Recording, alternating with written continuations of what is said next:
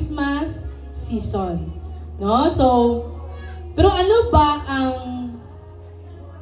behind sa Christmas? No? Ano ba ang gusto ni Lord nga aton maintindihan during sa Christmas?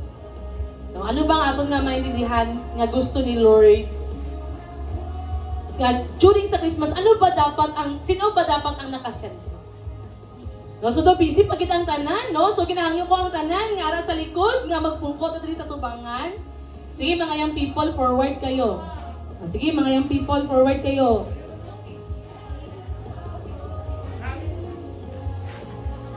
Forward. Na forward. Sige.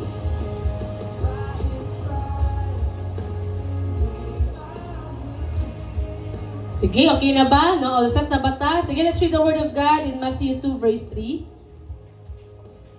Now, if you have your Bible, sige, aton nga basahon.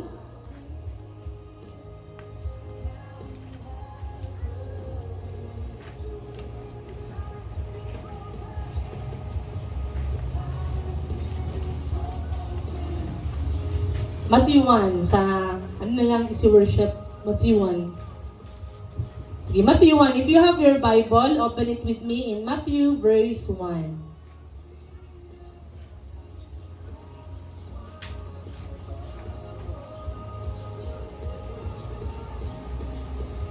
May arak mo sa mga Biblia, aton nga buksan, kag aton nga dunganon sa pagbasa.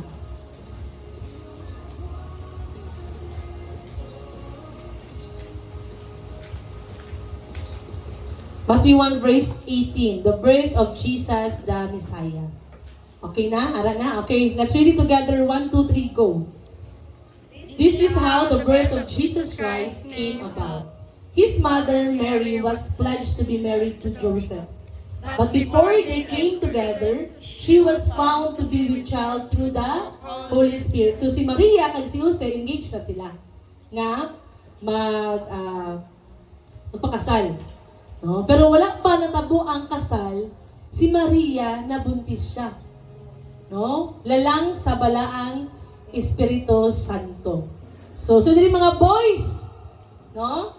Taas kamot sa mga boys, no? For example, no, nabalaan mong imong pakaslan buntis.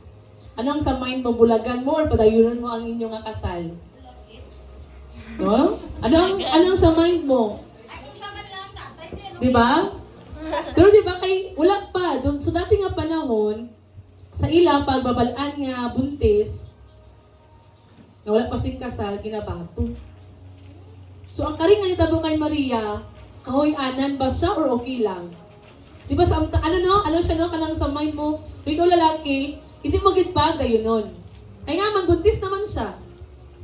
Kagamo nang gihimo ni Joseph. So, next, padayon ta. Ano kaya ang reaction ni Joseph? Verse 19. 1, 2, 3, go basa. Because Joseph, her husband, was a righteous man, and did not want to expose her to public disgrace, he had in mind to divorce her quietly. So, ara sa una-una ni Jose nga i-cancel ang kasal.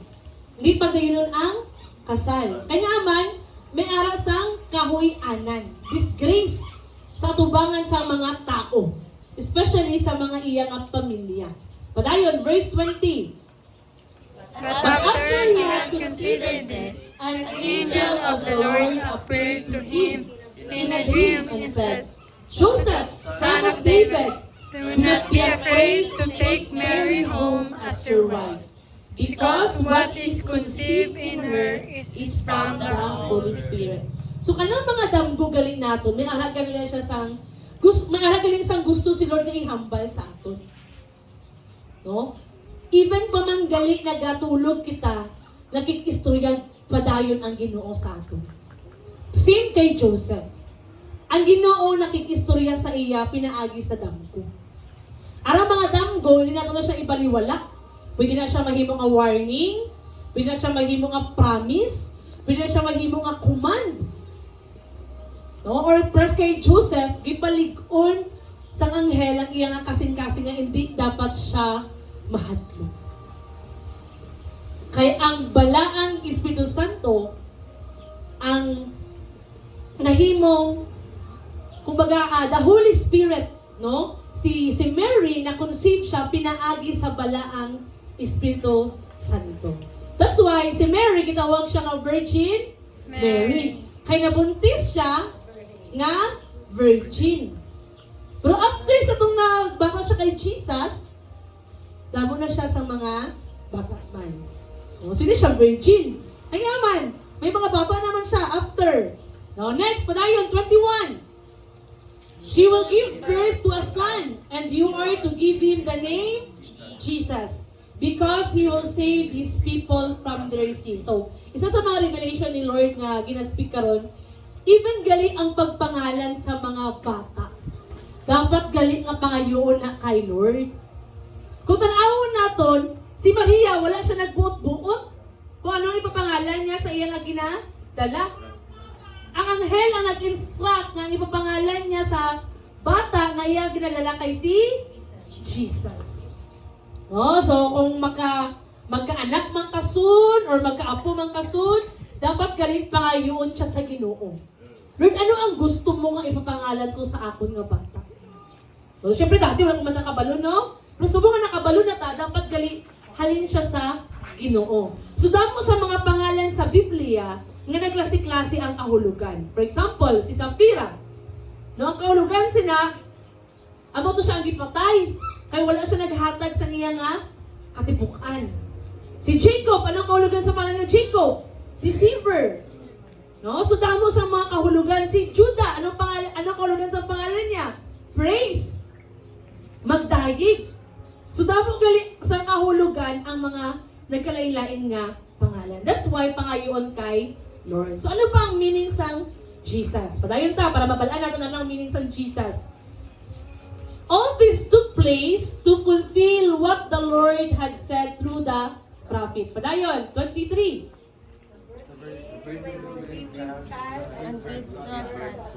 And they will call him Emmanuel, which means God with us. No? So si Jesus, his name is Emmanuel. Ibig sabihin, ang Ginoo nagupod sa iya.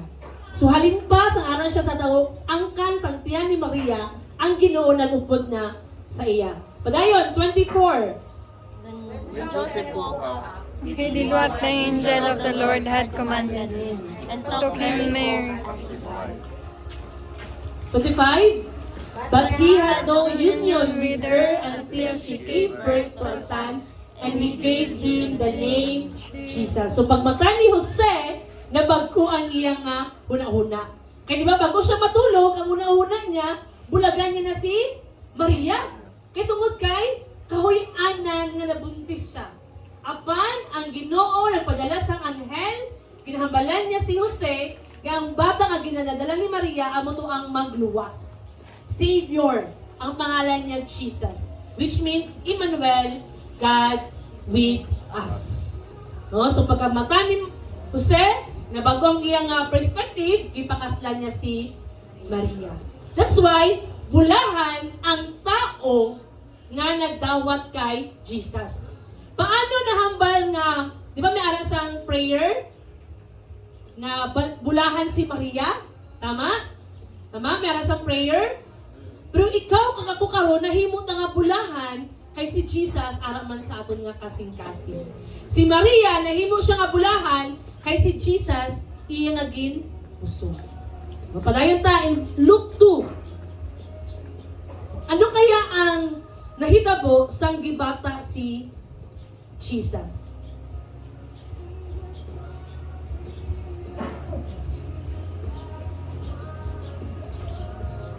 Luke 2 verse 26. Sandi lang, okay? Verse 26, sige, sabay-sabay na basa. In the 6th month, Luke 2 verse 20. Sige. Luke 1 verse 26.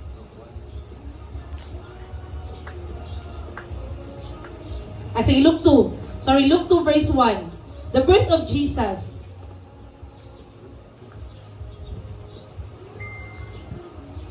So, ari naman siya, sa time ni siya nga, gibata na si Jesus.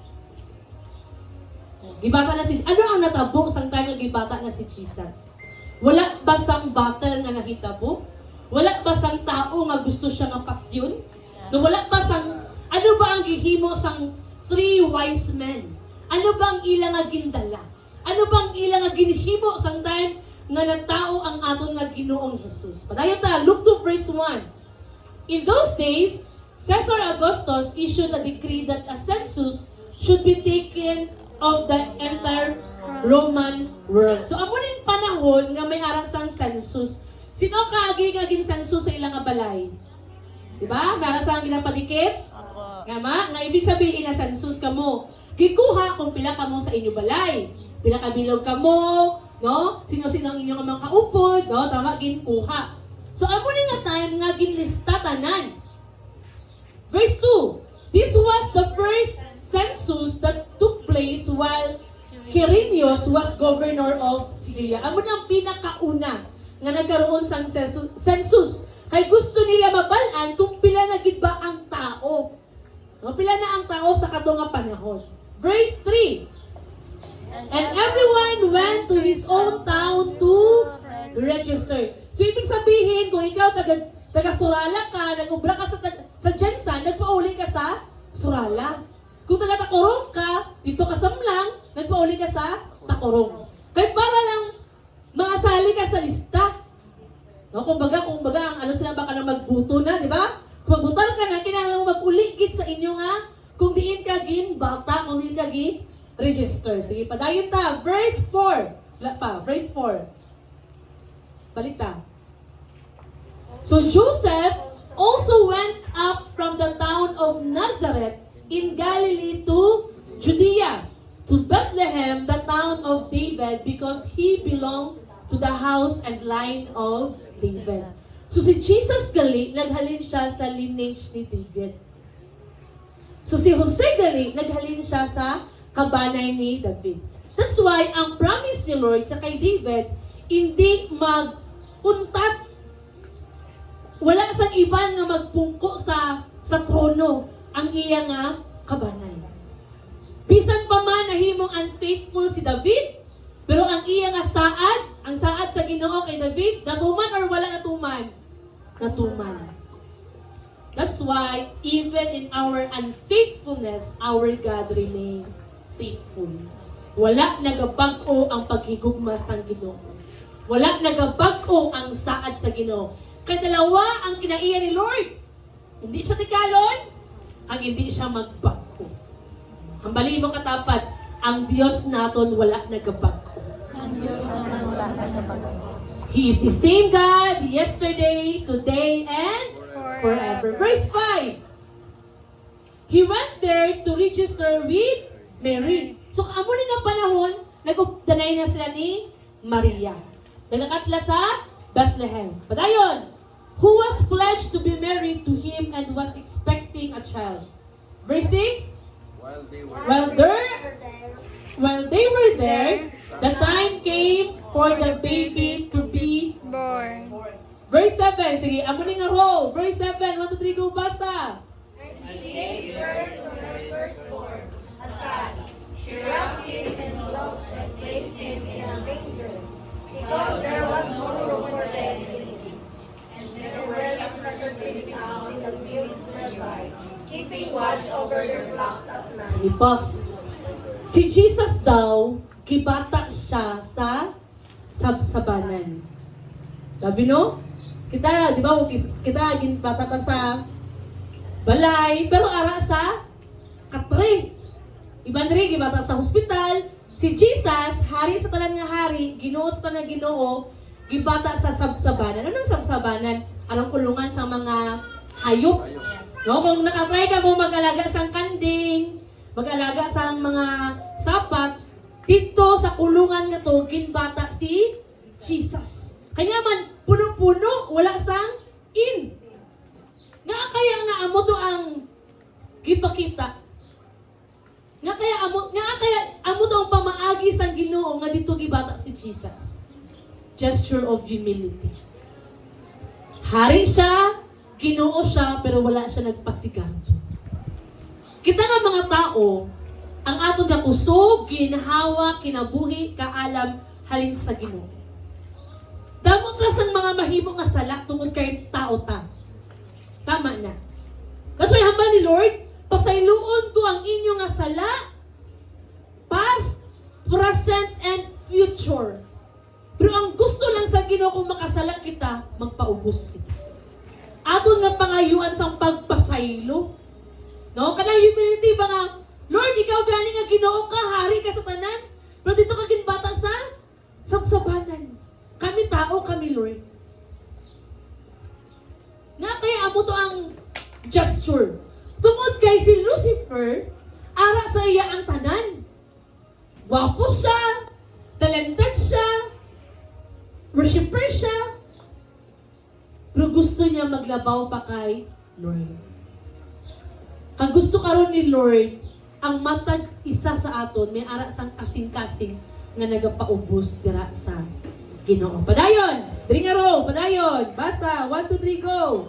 An angel of the Lord appeared to them, and the glory of the Lord shone around them, and they were terrified. But the angel said to them, "Do not be afraid. I bring you good news of great joy that will be for all the people.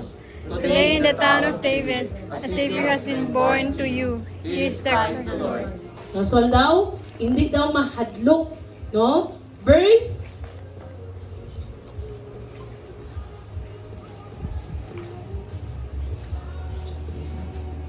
Okay, next, padayon. Verse 10. Verse 11.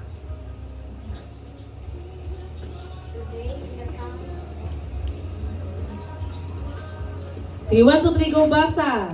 Today in the town of David, a Savior has been born to you. He is Christ the Lord. Sige, next. Verse 12. Will be assigned to you. You will find a baby wrapped in cloths and lying in manger. Okay, padayon pa. Verse 13. Suddenly, a great company of the heavenly hosts appeared with the angel, praising God and saying, "Glory to God in the highest, and on earth peace to men on whom His favor rests." Verse 14. And now verse 15. When the angels had left Them and gone into heaven. the shepherds said With one another, "Let's go to Bethlehem and see these things which the Lord has told us about." So they hurried off and found Mary and Joseph and the baby who was lying in the manger. So, sino ang giistoryahan sa mga anghel? Ang iyang giistoryahan, itong mga shepherd. Oh, ang shepherd, amo na ang mga tag-iya sa mga sheep. So, ilang ang ginhambalan. Gihambalan sang anghel ang mga shepherd. Nga ang tao, no, ang inyong nga Ginoo nga manluwas na bata na. Kag dito siya sa may sabsabanan. No, gipakita sa anghel. Gipabalo sa anghel sa mga shepherd nga natawo na ang ila nga, ang aton nga manluluwas. Verse 17. After seeing. 1, 2, 3, go. When they had seen him, they spread the word concerning what had been told them about this child. And all who heard it were amazed at what the shepherd said to them. But Mary treasured up all these things and pondered them in her heart. Sige, verse 18 pa. Verse 18 until 20. And 20 na lang. The shepherds returned, glorifying and praising God for all the things they had heard and seen, which were just as they had been told. Pause lang. So ano ang ginhimo sa mga shepherd? Nagdahig sila sa Ginoo. Tama? Anong ginhimo nila? Nagdahig sila sa Ginoo. So ang season gali sa panahon ni Jesus, dapat gali nga mutahig ta sa Ginoo. Pero pag Christmas season, ano na katabo? Party-party. Tama? Inom-inom. Didyuki. Tama? May pagdahig pa sa Ginoo? Ah. So karon gusto ni Lord nga i-change na nga ito ng aton nga huna-huna. Nga ang pagkatawo kay Jesus, ang ilang nga ginhimo nga celebration, nagdahig sila sa Ginoo. Actually, ang December 25, hindi kini amo ang adlaw nga natawa ni Jesus. Kay kato nga panahon,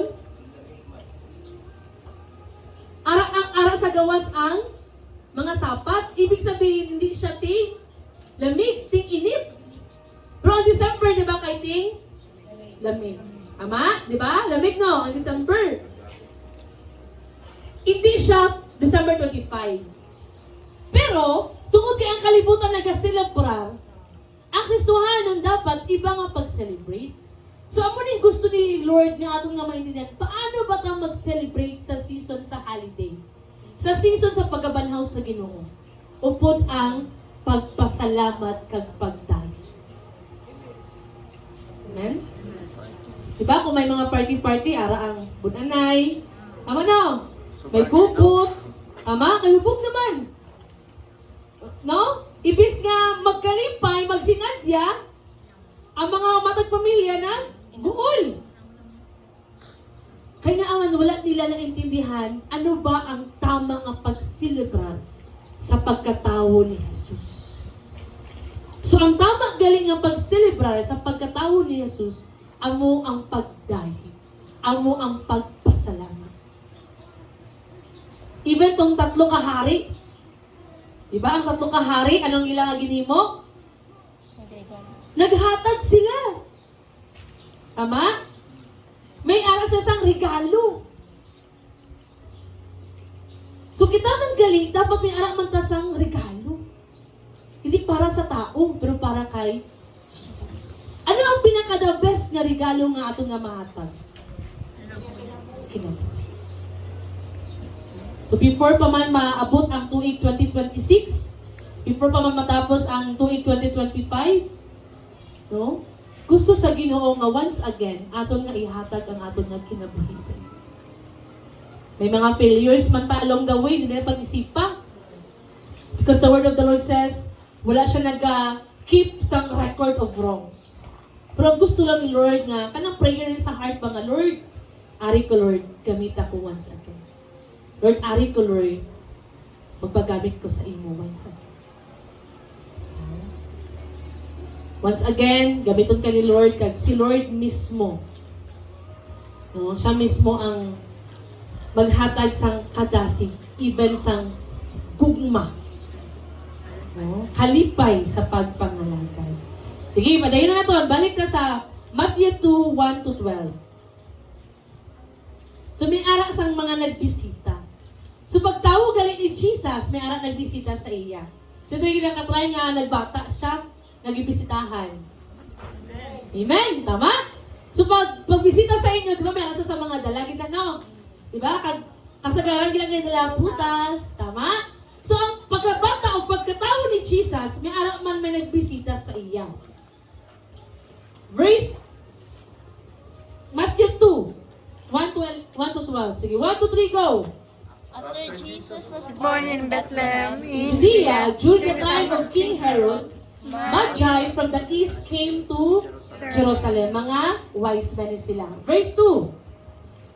And asked, where is the one who has been born King of the Jews? We saw his star in the east and have come to worship him. He was disturbed, and all Jerusalem with him. Verse 4. Sige, pause anay. Nga kaya disturb si King Herod? Kaya may arapag nga hari ng tao. Tama? Sometimes so sa tao, aragid galit ka ng kinaiyan nung nga ka ng mainggit. Tama? No? Magdumot. Hindi gustong malabawan. Pero sa pagpangalaga nila kay Lord, ang nagapaubos, ipataas. Ang nagapataas, ipaubos. No? Ang pagpangalaga sa Ginoo, hindi pagpatas anay. Pero the more ka magpaubos, the more ka i-elevate ni Lord. No? Sige, padayon. Verse 4. When he had called together all the people's chief priests and teachers of the law, he asked them where the Christ was to be born. In Bethlehem in Judea, they replied, for this is what the prophet has written. Next, but you, Bethlehem, in the land of Judah, are by no means less among the rulers of Judah, for out of you will come a ruler who will be the shepherd of my people Israel. Then Herod called the Magi secretly and found out from them the exact time the star had appeared. So, si Jesus, halin siya sa tribe ni Judah. So, may atas ang 12 tribes. From Abraham, the father of faith, ang iyang bata si Isaac. Ang si Ishmael. Tama? Tama ba? Si Isaac ang si Ishmael. So, si Ishmael, siya ang bata niya kay Hagar. No, para may mga trigata nga mabalaan. So, si Isaac, siya ang anak ni Abraham nga may arak sang saad, may promise. So si Isaac, may arak siya sang asawa nga si Rebecca. Sang asawa niya si Rebecca. Sang nag-asawa siya kay Rebecca, nagkaanak siya. Ang iyang anak si Esau kag si Jacob. Si Jacob, grabe siya ka malinlahon, deceiver. No, gideceive niya si Esau. Kapila niya gideceive sa Esau? Kadalawa. Ang una niya nga deception, tong birthright niya. Ay gutom na si Esau, hambal ni Jacob, sige, lutuan ta ka, pero ang imo nga pagkamagulang, imo nga ibaligyak sa akon. No? Siya din mga magulang. Amen. That's why dapat ang imo nga pagkamagulang sa pagtuo, hindi mo ginapag-ibaligya. Ano ta po? Sa time naman nga i-bless na ni Isaac si Esau, supposed to be si Esau, nabatian ni Rebecca. So mga nanay, galing no? Close kid sa mga agut. Kay panganay man si Esau, bunso man si Jacob. Hambal ni Rebecca kay Isaac, kay Jacob, hambal niya nga sunda ang akon nga ginhimo. Ang akon nga ginhambal. Ako na bahala sa tunglo.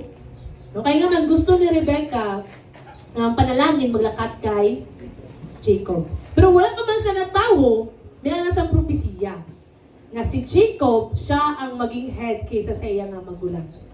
So after that, si Jacob, meron na siya sang dalawa kaasawa. Sino dalawa niya kaasawa? Si Leah kag si Rachel. So si Jacob, may dalawa siya kaasawa, kag may dalawa siya ka concubine. Si Belha kag si Zalpa. So pinaagi sa apat ka babae, nagkaroon siya sang 12 kabata. Ang isa niya kabata, amo si Judah. Siya ang ikaapat nga bata ni Jacob sa kay Leah. So nga ginabalikan ta ang history para mabalaan naton nga kaya sa land of Judah gibata gitawo. Kay si Jesus dito siya naghalin sa lineage ni Judah. No? Si David ang iyang papa nga si Jesse naghalin siya kay Judah nga lineage.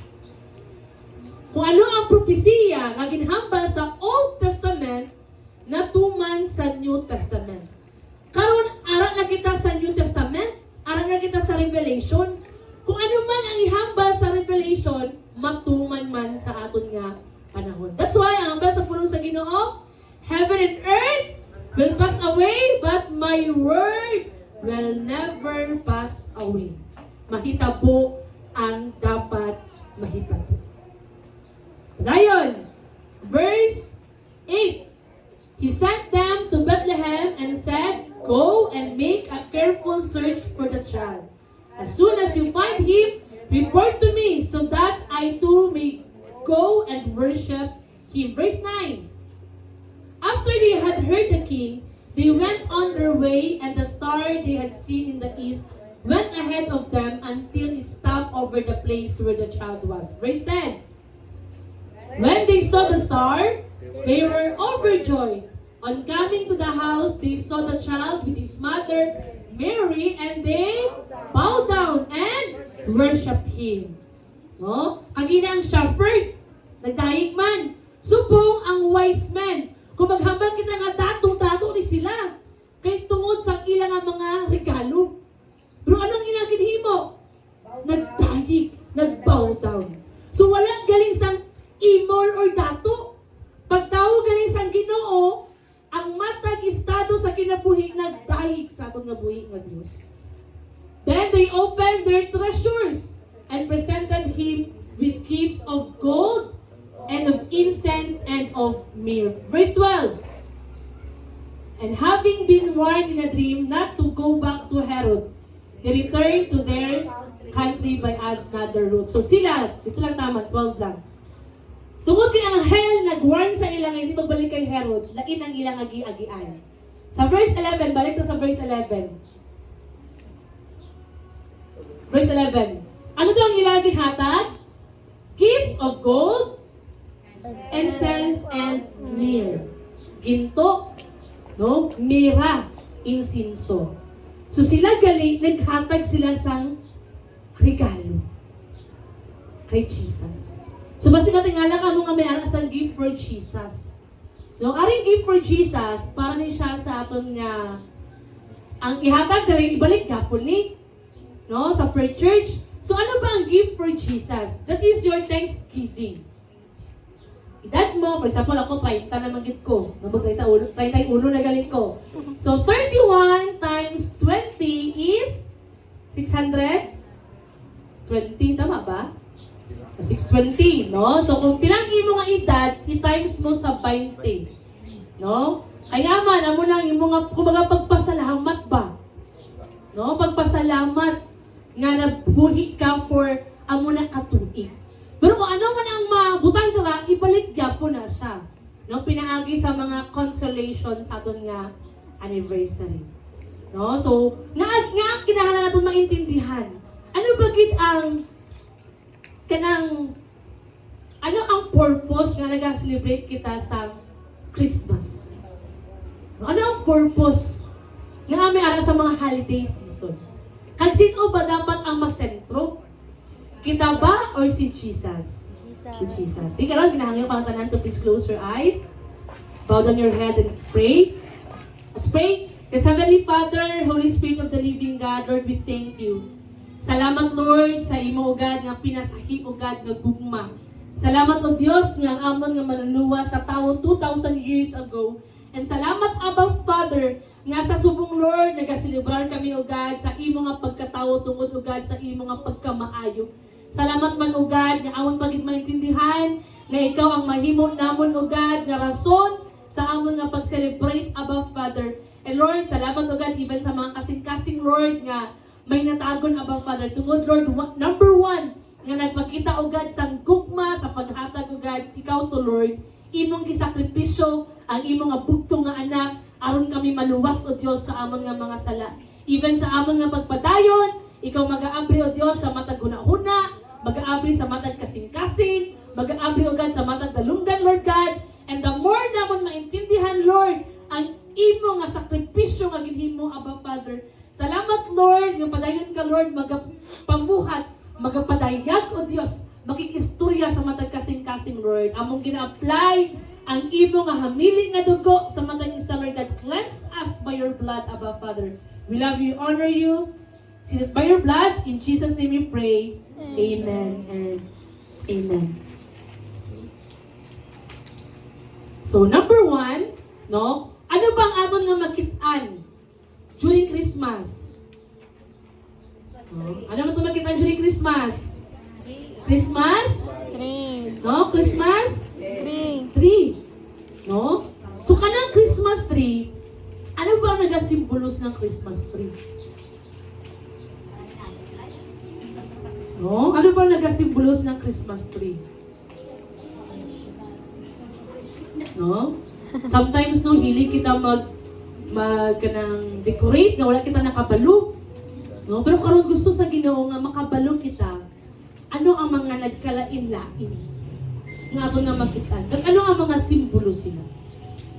No? Kanang Christmas tree, that is like a Garden of Eden.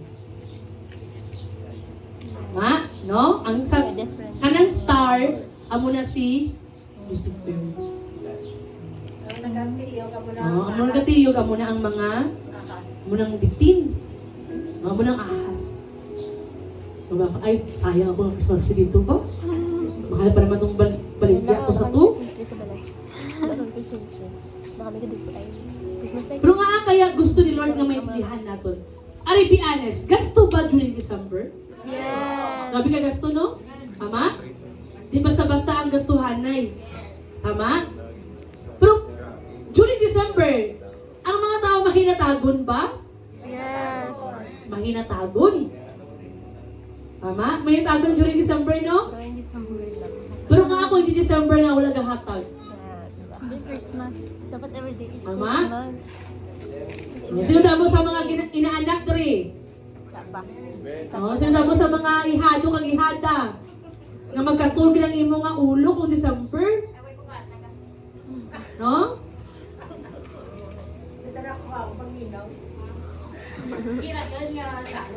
Diba? Ganda mo sa ano, no? So karang aton nga hisgutan, what is the deception of destruction? Nga during December, nagkalain-lain ang mga event. Nagkalain-lain ang mga ganap.